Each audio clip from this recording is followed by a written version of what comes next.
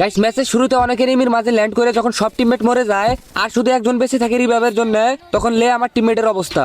এ ভাই এই ঘরের মধ্যে চুপচাপ বসে থাকো, রিভাইভটা আগে হোক। ভাই তুমি নড়াচড়া করো না, এইদিকে চুপচাপ বসো ভাই, একটু নড়ো না ভাই, পারলে নিঃশ্বাস বন্ধ করে থাকো ওই জায়গায়। এ ভাই বাইরে যাও না, বাইরে যাও না, ঘরের ভিতরে থাকো। এ ভাই তুমি বাড়াইছো কে, ভিতরে যাও।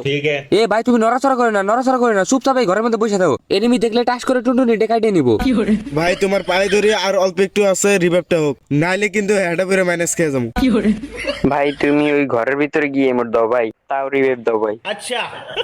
ভাই তুমি কি সুন্দর করে রিভাইভ দাও ভাই, আমি এসে জীবনের প্রথম তোমার কাছ থেকে রিভাইভ পাইতাছি।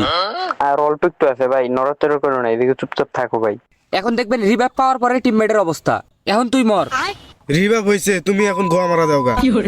নান্দার হলা ইমোট দিছিলি না, এবার তুই খেলে মরে দেখ, তোর হোগার ভিতরে দিয়ে ইমোট ঢুকাই দিন দেখ।